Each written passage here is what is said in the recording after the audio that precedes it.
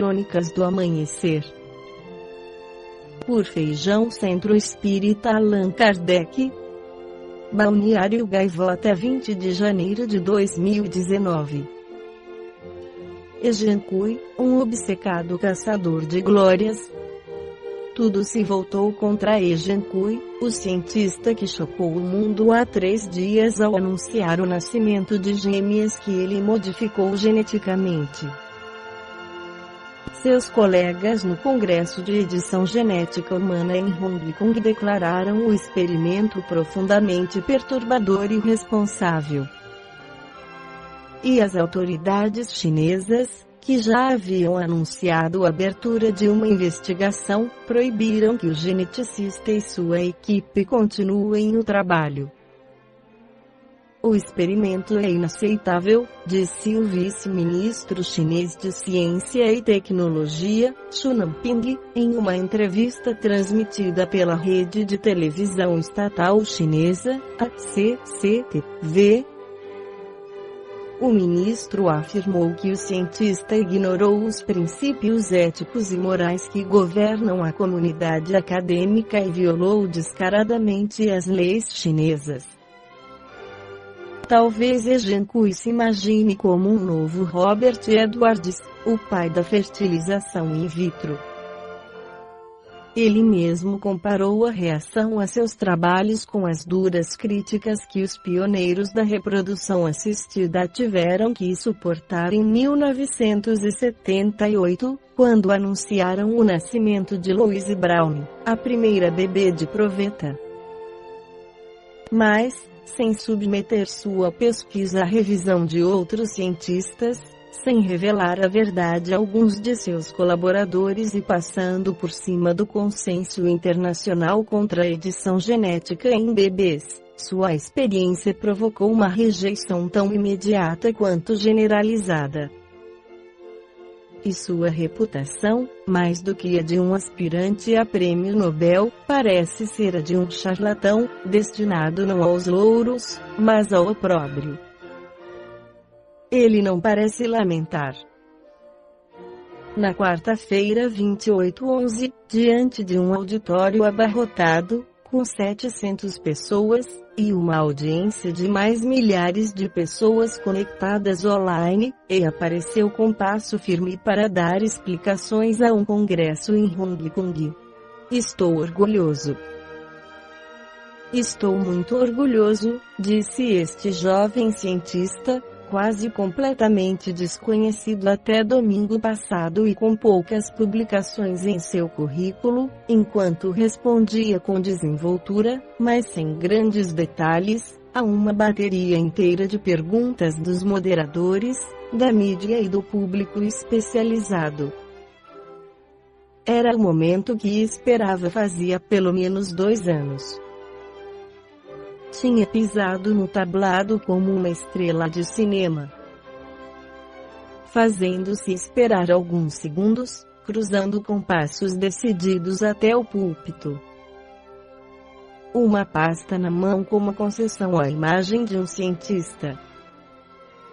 Começou seu discurso com um sorriso. Desculpem pelo vazamento dos resultados antes de uma revisão científica.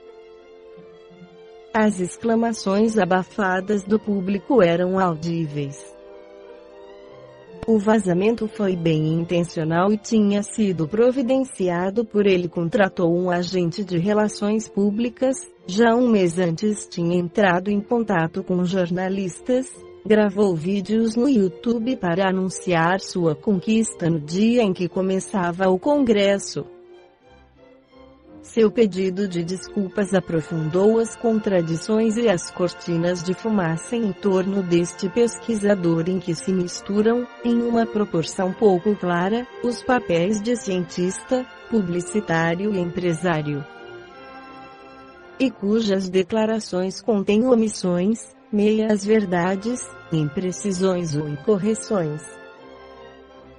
Relações públicas, vídeos e repórteres. Ele não hesitou em contatar os repórteres, mas ao longo de 2 anos não considerou necessário apresentar um artigo sobre sua pesquisa a alguma publicação científica, onde deveria ter se submetido à revisão de outros especialistas. Nem pedir permissão às autoridades científicas chinesas ou à sua universidade, que, segundo admitiu em seu pronunciamento, manteve alheia suas intenções.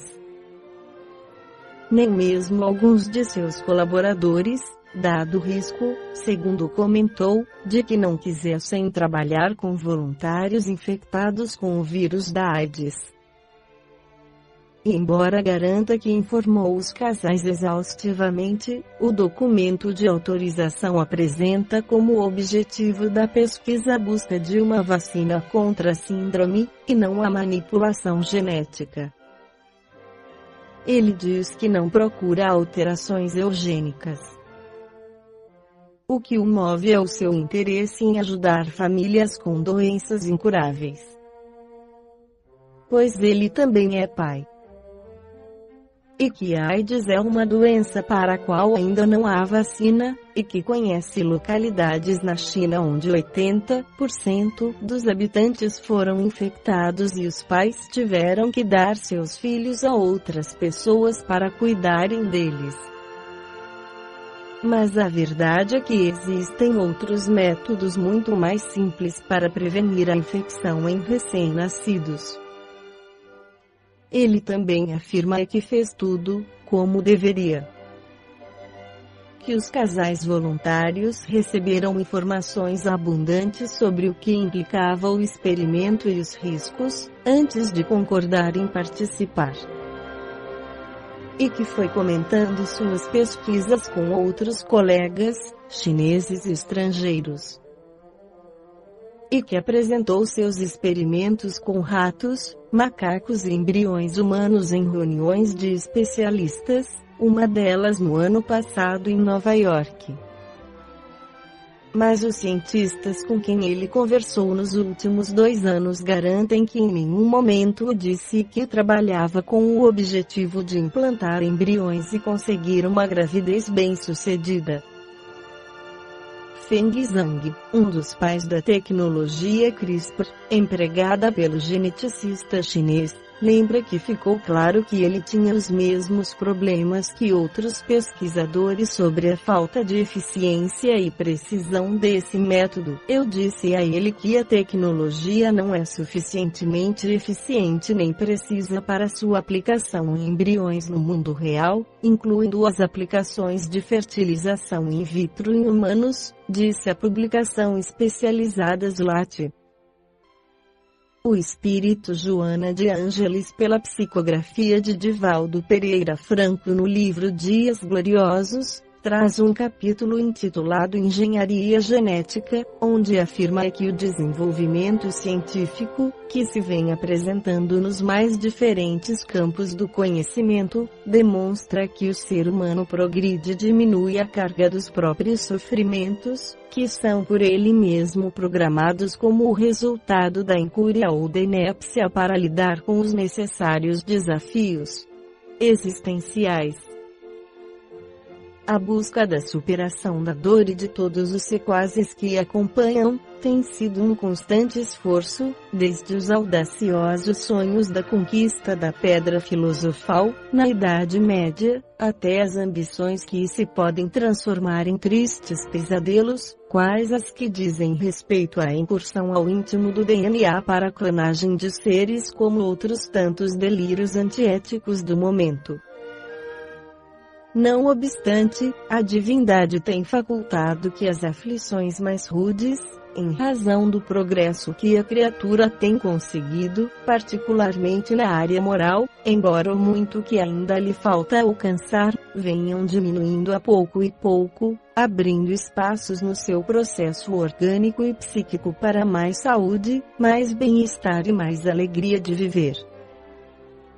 Desde quando foram descobertos o éter, o clorofórmio e outros fármacos, como também os analgésicos, inúmeros sofrimentos evitadores foram abrandados expressivamente, assim como o concurso das cirurgias e microcirurgias, que facultaram melhores meios para continuar no corpo sem as injunções penosas e deformadoras que eram habituais. Certamente, ainda há muito para fazer nessa área, e, por isso mesmo, os avanços tecnológicos não cessam, surgindo cada dia com mais amplos e abençoados recursos terapêuticos. Na genética, por exemplo, desde a descoberta dos genes e cromossomos, por G. Mendel, que experimentou reproche e desconsideração dos seus coevos, os logros são catalogados com cuidado, de forma a melhor entender-se os mecanismos da vida nas suas origens, facultando mais amplas possibilidades de auxílio ao ser em formação, como posteriormente as resultantes do seu comportamento.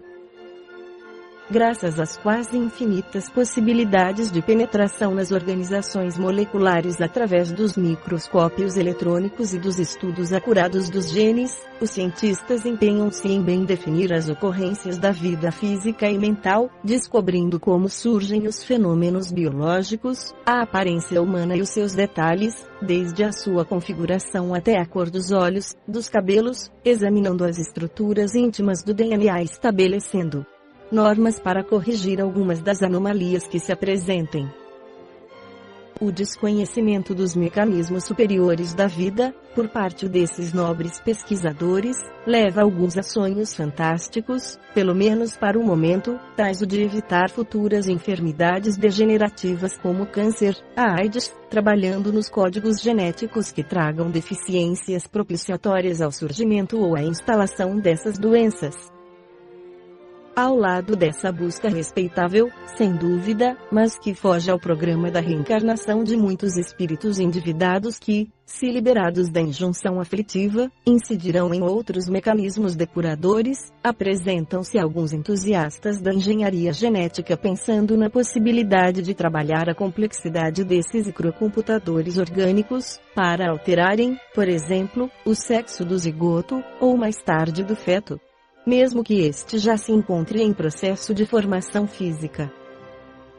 O corpo, sob qualquer condição que se expresse, é resultado da conduta anterior do espírito, que programa suas necessidades na forma, a fim de crescer e evoluir, transformando conflitos em paz, débitos em créditos, mazelas em esperanças. Sem duvidarmos da ingerência do ser humano no projeto, recordaremos que ao abuso do conhecimento em qualquer área sempre correspondem danos equivalentes. Vejamos, por exemplo, o que vem ocorrendo no ecossistema. O desrespeito à natureza, por ignorância inicial e por interesses mesquinhos e argentários no momento, tem produzido diversos efeitos graves para a própria existência humana.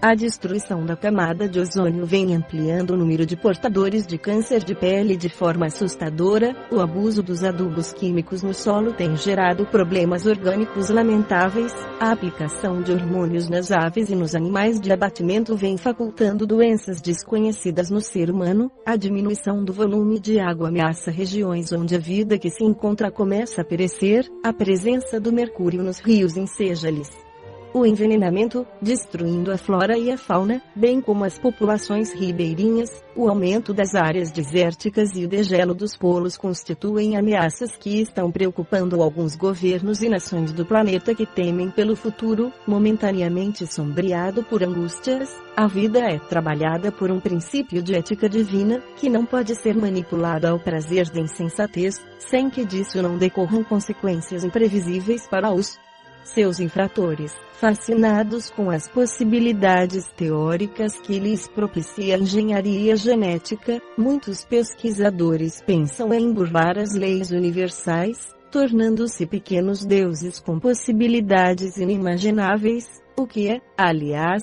compreensível, dentro dos seus devaneios materialistas através dos quais pensam em tudo reduzir ao nada do princípio em que se apoiam.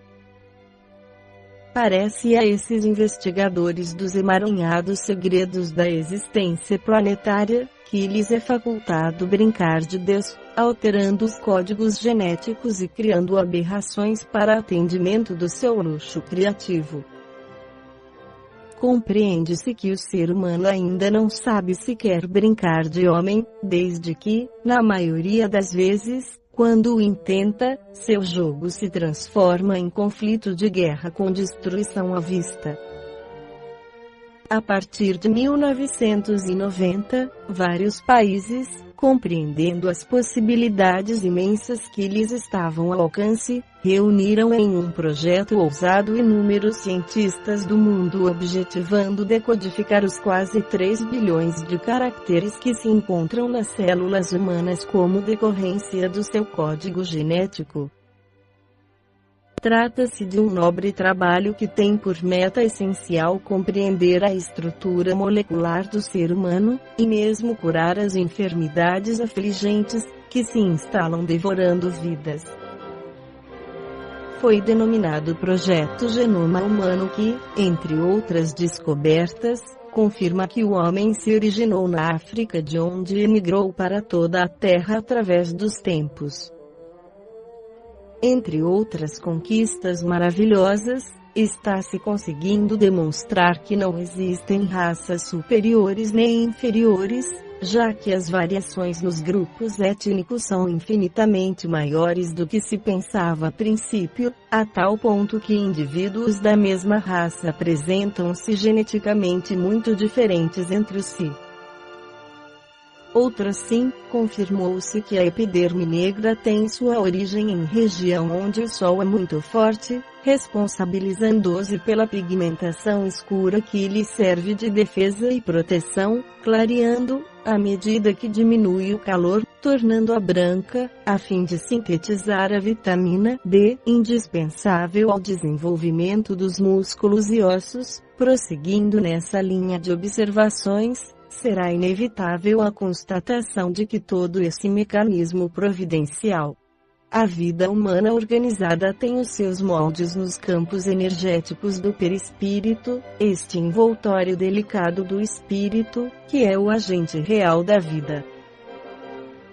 Simultaneamente se apresenta como necessidade inadiável a presença de uma ética estribada nos limites que devem ser impostos à pesquisa, a fim de que os governos arbitrários e as pessoas alucinadas não se utilizem do conhecimento genético para experiências macabras, quais aquelas muitas ocorridas em tempos próximos passados nos campos de concentração, onde milhões de vidas pereceram longe de qualquer dignidade ou compaixão.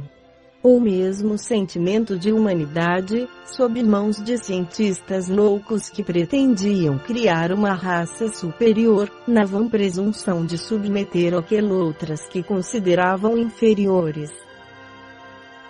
A inexorável marcha do tempo, ou passagem do ser pelo rio infinito das horas presentes, vem demonstrando que somente as conquistas que objetivam o bom, o belo, o nobre, o dignificante permanecem, enquanto as utopias da loucura se desfazem como bramas espessas de um momento que o calor do dia termina por diluir.